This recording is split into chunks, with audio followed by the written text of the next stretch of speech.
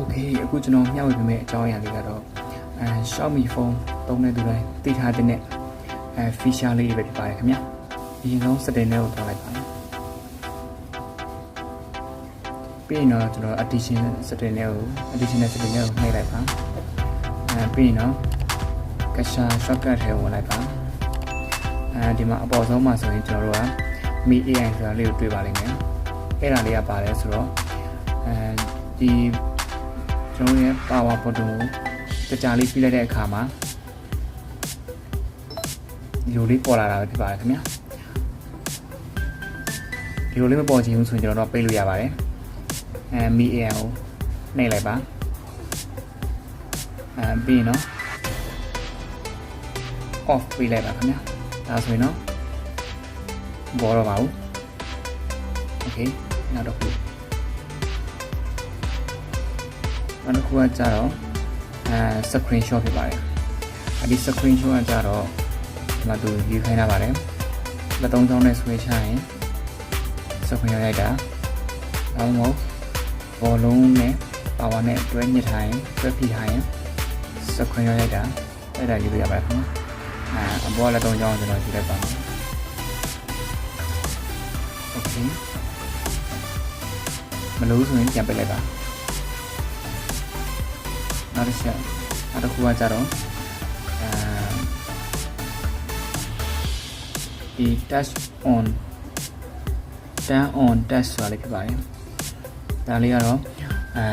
power ခလုတ်ကိုနှိပ်ချက်နေမိပွင့်စရာဖြစ်ပါတယ်ခင်ဗျာစမ်းကြည့်အောင်ဟုတ်ပြီကျွန်တော်နှိပ်ချက်နေလိုက်ပါမယ်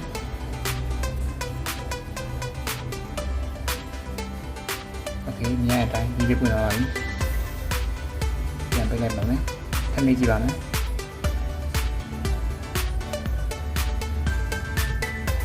ဒါစတိုက်နေပြရဖြစ်ပါတယ်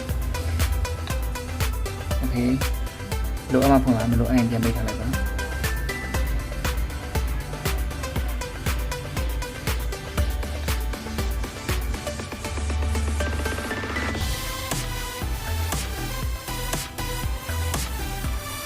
ပြီးရင်button shortcut ဆိုတာလေးကိုဝင်လိုက်ပါမယ်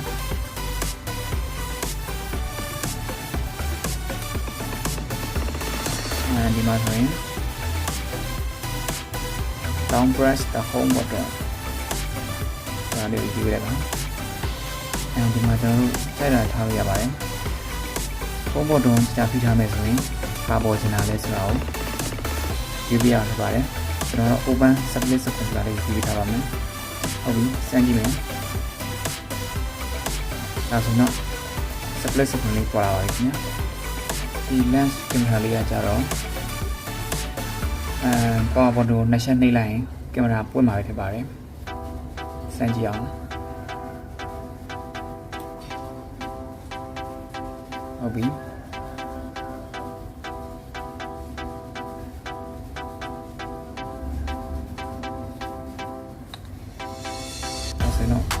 ကင်မရာလေးပွင့်နေပါတယ်ခင်ဗျာ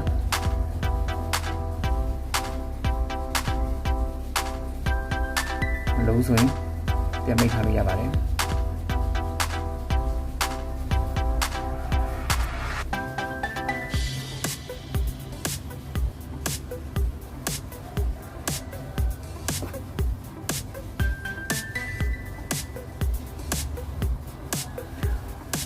โอเค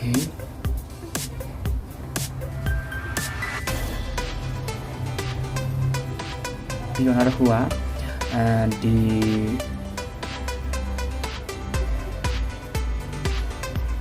multi-user ဆိုတဲ့အားလေးဖြစ်ပါတယ်ခင်ဗျာဒီဟာလေးကိုဖွင့်ပေးထားမယ်ဆိုရင်ကျွန်တော်တို့ကscreen ကိုခုသုံးလို့ရပါတယ်အပေါ်ကတော့အခုသုံးနေတဲ့မျက်နှာပြင်မှာဒီတစ်ခုကတော့နောက်မျက်နှာပြင်အသေးတစ်ခုပါโอเคဝင်ကြည့်မယ်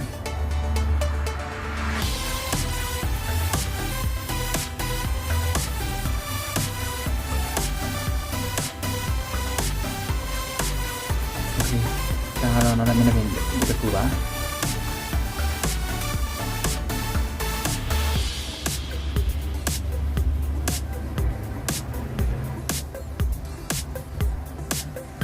ဒါမဲ့လည်းဒီတစ်ခုပါ